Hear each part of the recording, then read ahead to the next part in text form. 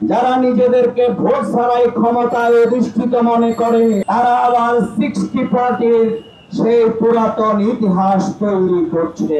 আমরা আজকে স্পষ্টভাবে জানিয়ে দিতে চাই যে বাংলাদেশ, যে ফ্যাসিবাদীরা বাংলাদেশকে আইয়ামে জাহিলিয়াতে পরিণত করেছিল, আমাদের এই দেশে ছাত্র জনতার ত্যাগের মাধ্যমে যে নতুন বাংলাদেশ আমরা পেয়েছিলাম, কিন্তু সেই বাংলাদেশে নতুন করে যারা চাঁদাবাজি, লুণ্ঠন, দখলদারি এবং মানুষের উপরে নির্যাতন করার মাধ্যমে, পাথর দিয়ে পিটিয়ে, মানুষ হত্যার মাধ্যমে, রড দিয়ে পিটিয়ে, মসজিদের ইমামকে হত্যা করার মাধ্যমে গোটা বাংলাদেশকে যারা অস্থিতিশীল করে তুলেছে, তারাই হচ্ছে আজকে আগামী দিনের নির্বাচনের সবচেয়ে বড় প্রতিবন্ধকতা।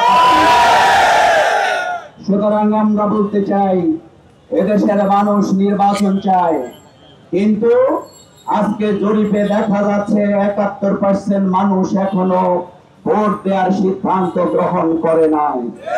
এই ভীত সন্ত্রস্তিকর পরিস্থিতি, এই আতঙ্ক কারা তৈরি করেছে বাংলাদেশের মানুষ জানে। পিআইবি রিপোর্ট করেছে যে একটি দল যারা নিজেদেরকে ভোট ছাড়াই ক্ষমতায় অধিষ্ঠিত মনে করে, তারাই কিন্তু 93% অপরাধের সাথে সম্পৃক্ত।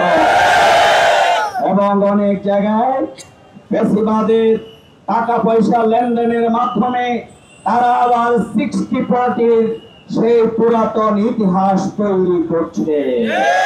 সংগ্রামী ভাই এবং বন্ধুগণ, তাই আমরা ডক্টর ইউনূস সাহেবকে বলতে চাই, আপনার সরকার কিন্তু সাংবিধানিক কোন সরকার নয়।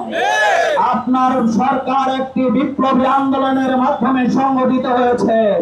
সুতরাং তাকে যদি আইনি ভিত্তি দিয়ে আপনার সরকারের নাম যদি আপনি রাখতে ব্যর্থ হন, তাহলে আপনাদেরকে এদেশের মানুষ ক্ষমা করবে না। সবার আগে কিন্তু প্রচার শুরু হবে সরকারে যারা আছেন তাদের। কিন্তু আপনারা তার ইশারায় শুধুমাত্র একটি ঘোষণাপত্র পড়ে আপনারা বলছেন আগামী সরকার সেটি করবে।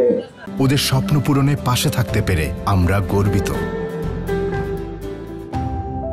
শাহাবুদ্দিনের সরকার থেকে শিক্ষা গ্রহণ করুন।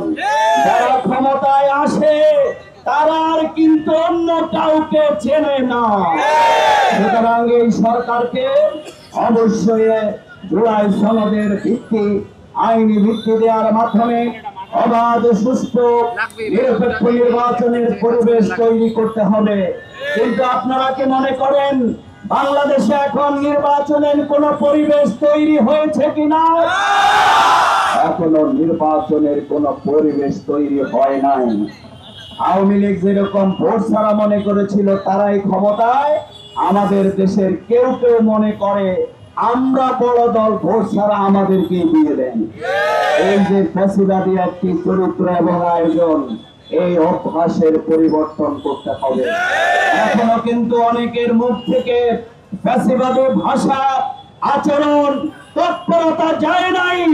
আমি স্পষ্টভাবে বলে দিতে চাই, যে দেশে আবু সাঈদ এবং মুগ্ধরা বিপ্লবের জন্য জীবন দিয়েছে, পরিবর্তন এনেছে, প্রয়োজনে আরেকটি লড়াই হবে, মাথা নত হবে না।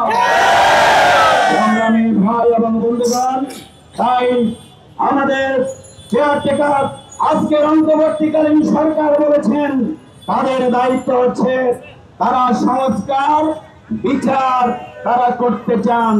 কিন্তু বিপ্লবের প্রায় 1 বছর অতিক্রম হয়েছে, কোন খুনির বিচার এখনো সংগঠিত হয়নি। শহীদের মায়েরা আত্মনাদ করছে, কিন্তু আমরা সেটি দৃশ্যমান দেখতে পাচ্ছি না। সংগ্রামী ভাই এবং বন্ধুগণ, তাই আসুন আগামী দিনে আমাদের সেই ঐক্যমত্য কমিশনের মাধ্যমে সকল রাজনৈতিক দলগুলো মিলে যে সংস্কার প্রস্তাব করেছেন, অবিলম্বে সেটিকে আইনি ভিত্তি প্রদান করতে হবে। লেভেল প্লেইং ফিল্ড তৈরির মাধ্যমে একটি আবার সুষ্ঠু নিরপেক্ষ নির্বাচনের দাবি অবিলম্বে বাস্তবায়ন সরকারকে করতে হবে। আর যদি সেটি করতে ব্যর্থ হন তাহলে এই সরকারকে আন্দোলনের মাধ্যমে বিদায় করে আরেকটি সরকার প্রতিষ্ঠা